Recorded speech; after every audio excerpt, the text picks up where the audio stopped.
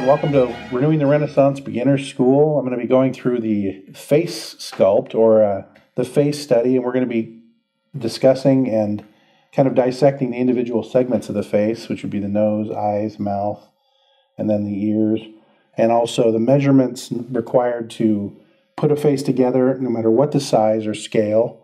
This one I just threw a general oval into this, or like an egg shape, general face shape, and I'm going to kind of walk you through the measurements so that we can accurately form the face. And although we're going to be using standard measurements like Loomis measurements that you would see if you were in a drawing book on how to draw the face, they also work well with sculpting. So if you have a how to draw book that shows the anatomy, you can use that as a way of referencing this, but we'll also show reference material during the video as well. But for right now, I've got a basic form, and I've got it measured out about 8 inches. So this is slightly below life size. If it was life size, the face section would be just 8 inches, whereas this one goes to the top of the crown. So, and I'm doing that so you can see our very first measurement and make sure that that measurement kind of launches this face into correct proportion. And so what I've done is I've drawn the halfway mark, and I've measured it about 4 inches on each side. That halfway mark is pretty important because it's the pupil line right there. And I want to make sure that I'm symmetrical. So I've put that pupil line in there, and then I'm going to do a cross section here to make sure that I'm even on both sides, left and to the right. So I'm doing this by eye. As you learn more about the face, you'll learn that there's very little that's exactly symmetrical about the human face. Some people have a slightly smaller eye. That there's variations in the human face all the way around. So slight variations or slight differences, or in perspective or portions of the face, don't have to be 100% perfect. They just need to be close enough. So I've done the cross section there. So again, this is the pupil line. The pupil would be on both sides of the face. And then we got the center line where the nose will line up. And so those are 2 important measurements, and that's where we're going to start. Now, when I'm sculpting, whenever I have a basic form like this, there's one main area that I take clay away from once I've got the pupil line, and that's right here. And I'm just going to press that in with this ruler to create the cheekbone structure, and also the where the eyes will go. So there's that, and then I'm going to slightly pivot it to the front like that. You can see that clearly. So by doing this, I've pressed more material out into the cheekbones, which is good, and also I've made it so I've built an arch for the eyebrow line. So again, the pupil line is still the same. And so that's an important measurement and a good place to start. Okay, so anyway, now I just want to double check and make sure that center line is good. Now, the next measurement I'm going to show you is going to be starting from the hairline. Now, the hairline is about right here. That's right where that widow's peak is on the crown. If you're somebody that's in your 20s or 30s, that hasn't changed much. But mostly that's right where that is, where the hair starts to grow out on the forehead. So from there to right about the eyebrow, right there, where the eyebrow would be, is our first 3/4 measurement. So in other words, from there to there, and now we measure that. We measure that from here to here. And that's about 2.5 inches from there to there. So I'm going to take that and measure 2.5 inches from here to here. Now that is where the bottom of the nose will be, just like that. Now, because I just threw this shape together, I'm going to have to make adjustments. So now I take the third measurement, 2.5 inches, and I can see that I'm about 1/2 inch shy of being accurate on the shape of the head. That's what's so cool about these measurements, is that although you might be sculpting a 2 times life-size face, or 3 times or 4 times, it doesn't really make a difference. these measurements will work on any scale, and as you get to use them, you see that they're very universal, and you can adjust and make things accurate based on any size or scale you're working with. So I've added a little bit of chin here to this. Again, I started with the halfway point, the pupil line, and then I jumped up to the first line, which was the crown, which is the hairline, and I measured down to the top of the brow, and then I measured that, 2.5 inches, 2.5 inches, 2.5 inches. So those 3 measurements are going to help me really dissect the face so that I know that I'm accurate in my measurements and proportions. Now, every human face is different, and so if we use these measurements exactly, everybody would look exactly the same. So really, they're just a general idea of where you want to be, because there's going to be variations in every person that you sculpt, or if you're just doing a random face like I am with this, these measurements will work for that as well. Okay, so now that we have that done, we need to figure out, all right, make those lines a little bit more clear for you. So 1, 2, bottom of the chin. Now the halfway point on that, right here, the halfway mark between here and here, which is 2.5 inches divided in half, right there, is our lip line. That's where the mouth, the 2 lips come together. If you were just sitting there with your mouth closed, that's where your 2 lips would come together, and that's the halfway point. All right, so now we have one more measurement, and we're figuring out how this face is structured. So there we go. So the halfway point of the lip line, bottom of the chin, the bottom of the nose, and if you were to half that again, that would be the top of the lip, the bottom of the lip, or the crease of the chin, and the bottom. All right, there's the crease of the chin. So the bottom of the lip. So basically, you just divide it up as you go. And it's just an easy way of figuring that out. But we'll put a chart in this so that you can clearly see the divide lines when you're working on this. So, okay. So now we have a general form of how the eye sockets are going to sit. And so I'm going to go ahead and start by forming in the nose. Since I know where that's going to go now, I want to make sure that I just using a little bit of clay like this, I'm going to put it in there and generally structure the nose right in there. There we go.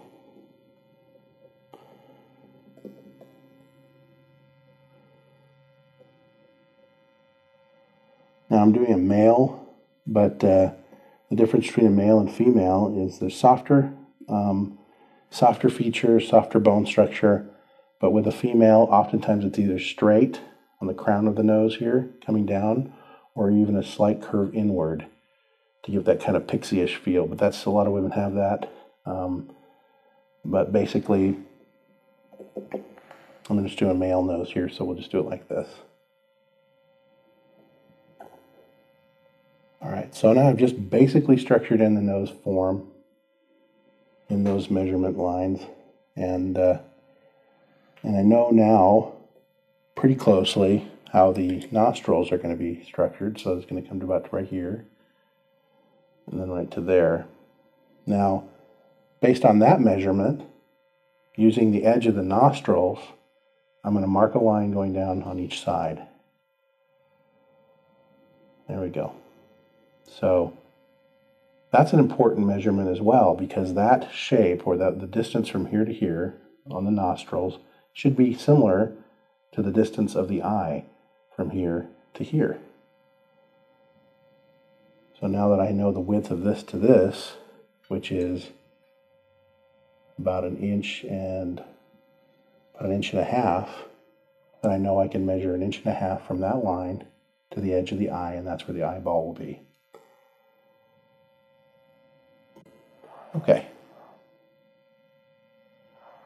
So now I know where the eyes are going to be, and I know how the nose is going to look, or at least generally where it's going to be. So I'm going to start cleaning up the nose a little bit.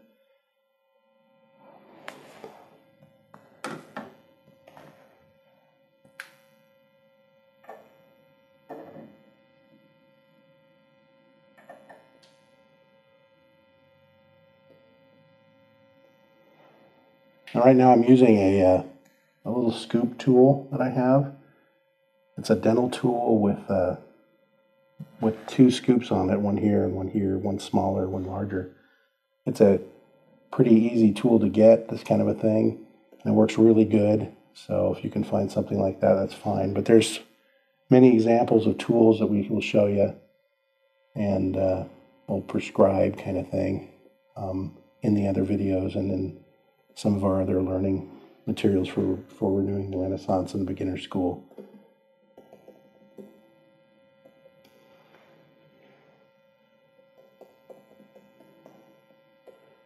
I'm going to try not to make this guy look, trying to make him look a little bit normal here. So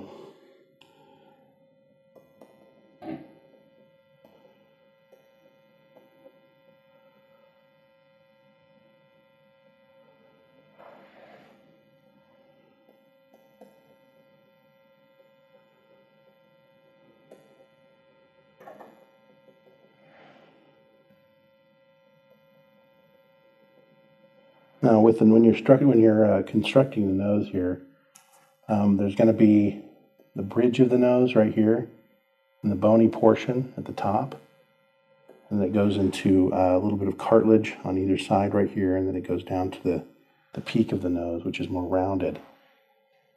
And I'll make sure that we have reference material for that so you can see how that's structured. But right here, in the bridge of the nose, it slims out quite a bit, and in the profile it drops in and then starts to come back out for the forehead.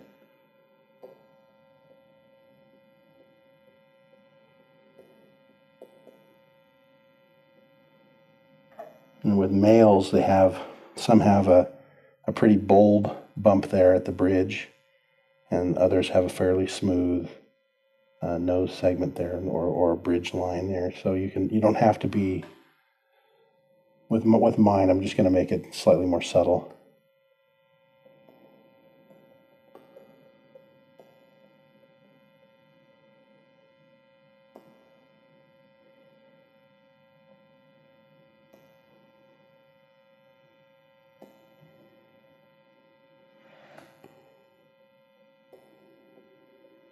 Right now, I'm not worried about the fatty tissue on the sides of the nose.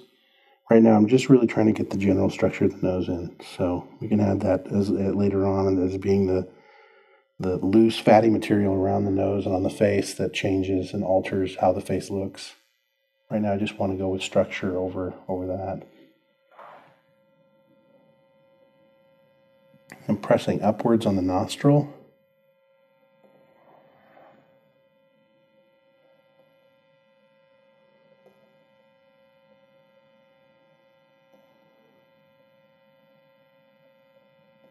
Creating that bubble on either side.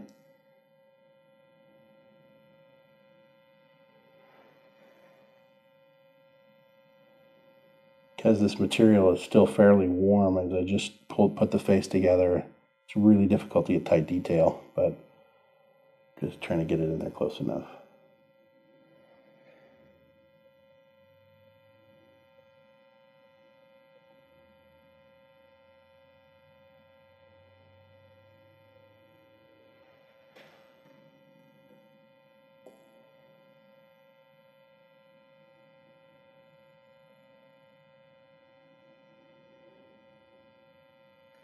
Right here at the top or the center of the nose. Sometimes it dips in pretty heavily here and gives a character. So I'm going to do that.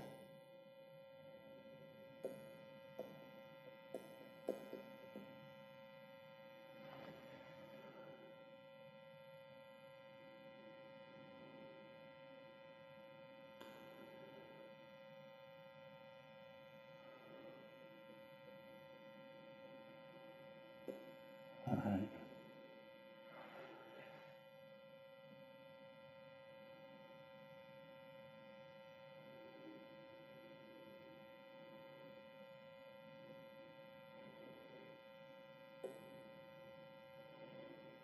Okay. Now I have a general shape of the nose. It's still not really highly detailed, but you can kind of see the shape of it. And again, using the nose, the length of the nose, from tip of the nose to the eyebrow line, we can then measure out the rest of our face. So I'm going to go ahead and put in my eye shapes. Now with the eyes, there's several things to, you'd think that they'd be simple, and a lot of times artists that are just learning how to structure the face, a lot of times they make it very flat planed or two-dimensional, when the eyes really are three-dimensional in every way. So you have the socket underneath, and then the eye bulges out of that as a round sphere. And so it's really easy to look at the eye as a two-dimensional thing, but it really is three-dimensional in its form. So adding a little bit more to the brow, as I'm doing right now, and then figuring out the structure of the eye socket before I put the eyeball in. And then also making sure I'm symmetrical on both sides. So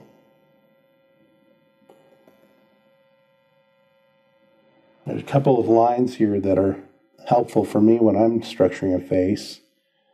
Is that right here in the tip of the eye socket, right there, where it bumps up against the nose. If you draw a line, like a triangle this way, and a triangle that way, and then draw a upside down triangle from here to here, you kind of know where the bottom of the socket is, right there with those two measurements. The edge of the eye, which is right here and right here. The start of the eye, right here and right here, using the nostrils as that measurement. And then you kind of know where the fatty structure will go underneath the eye. These are loose measuring kind of forms that I use to help me stay anatomically accurate, but it doesn't mean that they have to be exact every single time. It just means you're getting closer, and you can do it by feel. So again, I'm just trying to structure the eye socket first, and the way the cheeks will look, or the cheekbones will feel there. I'm going to show a little bit more cheekbone. I'm just going to do that by pushing in slightly right here and right here. Make sure that's nice and deep. Now, a good thing for figuring out the depth of the tips of the eyes and the outside tip of the eye is when you're using your tool, you just want it to be flat right against there. You can almost push it right through your nose, like there. That's where you do it. You want that line to be vertical all the way across, even though the shape of the eyeball will bulge out here. That point and that point need to be level with that point and that point. So I'll just fix that real fast. Do some damage. But just as a way of making sure that looks right, I usually will go ahead and press in and do that. Okay.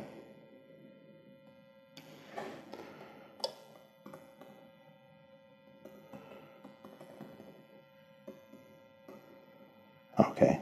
So we have the nose generally structured in, and we have fairly decent forms for the eyes to go in now.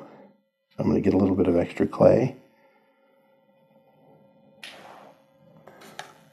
I'm going to make I'm just going to make one ball first. I'm going to cut it in half. So there's the ball. So I have equal amounts of clay. I'm going to cut that in half and put one here. It's a little bit more clay than I need, so I'll take some away right here. All right. That's more than I need, actually. So I'm going to cut that out a little bit. Because, again, this clay is so soft right now.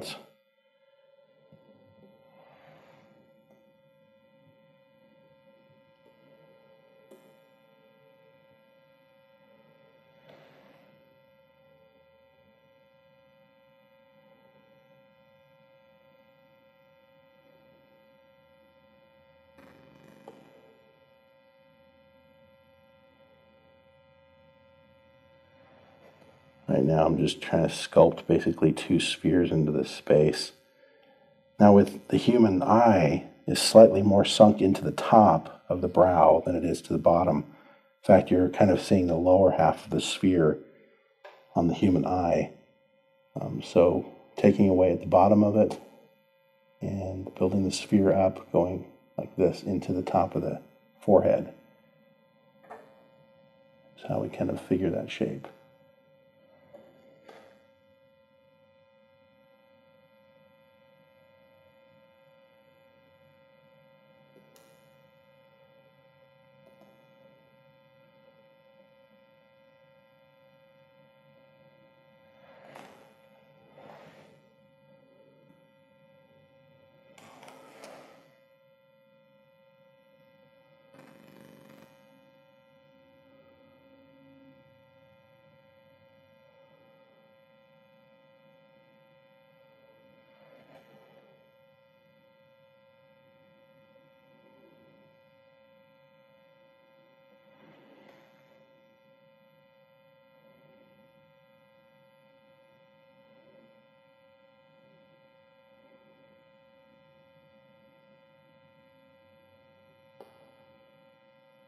Just to make sure you get that shape accurate, what we can do is just sculpt it in as if the eyeball was closed. So you can have the bottom line there of where the eyelid is closing. And that way you'll get the structure correct. If you close your eyes and look in, or you can't really look in the mirror, but if you see somebody with their eyes closed, you'll notice that you'll see the ball clearly when you close the eye.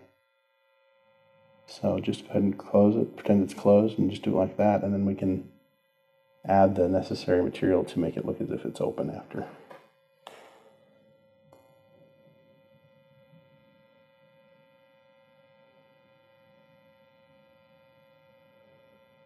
Now that earlier triangular shape we'd done, again there's the tip of the eyeball there, the outside tip of the eyeball. And then that triangle shape. That triangle shape will help you form the fatty pocket to the sides of the nose. So if you press in a little bit there, like that, you'll start to see that come about there. It also helps to define the underside of the eye and the shape of the eye socket, or the on the skull portion of it. So I'm going to take away a little material there and there.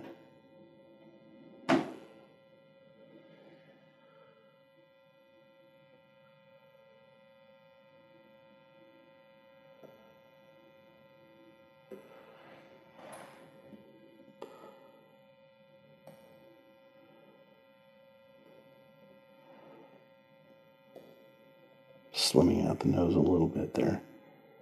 I'm going to try and smooth this out so you can see it clearly.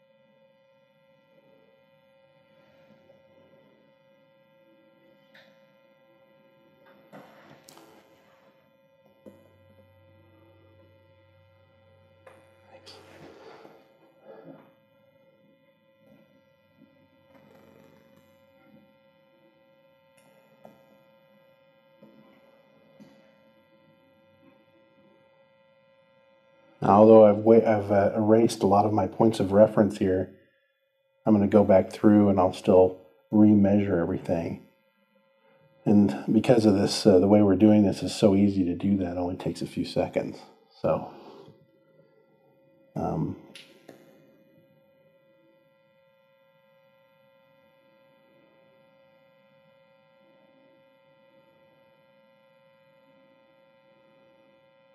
just as if the eyeball were closed, you can see what I'm talking about there. So just drawing the bottom of the eyelid. Okay.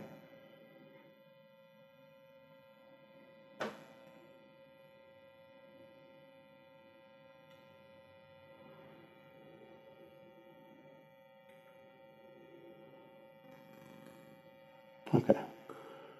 Now, looking at the perspective of the face here, I'm seeing that the nose to me is a little bit too big. So I'm going to shrink that down just a little bit. But for right now, all right, we have a general form there. Okay, now I've gone through and I've tidied up a little bit, and I've altered the shape of the nose. It was just too bulky before, and just refined it and cleaned it up a little bit. You can kind of clearly see the shapes of the eye orb here and here. And I wanted to do that so you can see the shape before we start adding anything to it, like eyelid and stuff like that. And the mouth still, in this whole section, really haven't touched it at all, but still we're just cleaning up what it is I'd already structured in there. So just tightening up the nose a little bit in the details. So now I'm going to go ahead and add a little bit of clay so that we can kind of get the eyes done. So now we have the general shape of the eye there, or the eyeball. I'm just going to add a little teeny bit of eyelid to this. And to do that, I just took a little piece of clay and rolled it out to a small little thin piece there, and I stuck it on. Because it's harder to see the eyelid on the inside of the eye than here, I'm just really trying to focus more on the outside of the eye. And we're probably not going to see much of this eyelid at all, because I'm going to add a little bit of fatty tissue to the top of the eye up here and here. That'll also cover a bit more of that eye, or the eyelid. So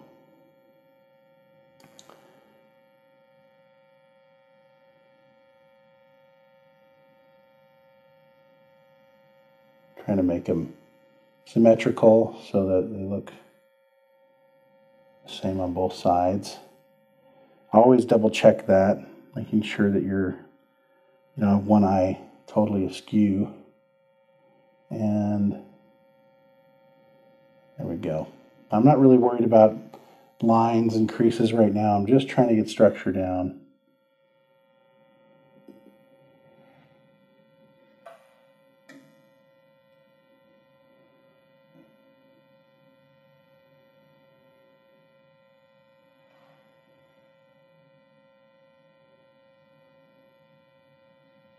My clay is running a little warm because of the lights and stuff, so it's a little harder to get detail on this stuff, so I'm having to break away and add details afterwards, but you get the idea with that. And now I'm going to add the bottom of the lid. So again, I'm just going to make a thin little tube of clay, line it up, and stick it in there, just like that. I'm pulling down on this so that, again, it keeps the shape of the eye.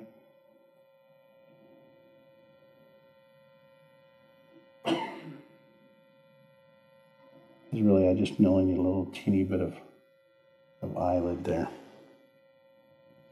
on the bottom.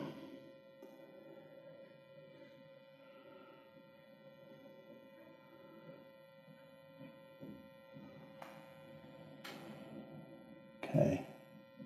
Now it's important to define where the eyeball comes in. And because we know that the nostril is the line for that, I'm going to line it up with the nostril. So I know where the tip of the eyeball should be, which is right there.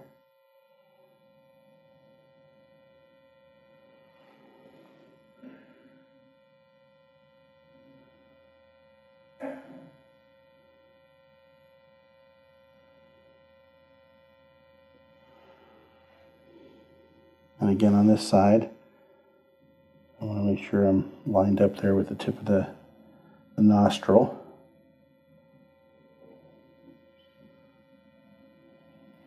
I'm going to do the same thing where I'm going to roll out some clay a little bit and stick it right there.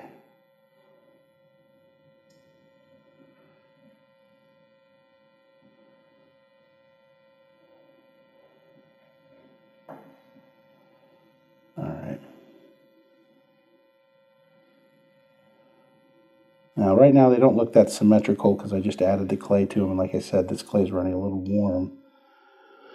So I'm going to work on these, and then we'll come back and you'll see the results of how the eyes came out. Keeping in mind also that there's going to be a little bit of a socket shape right underneath here.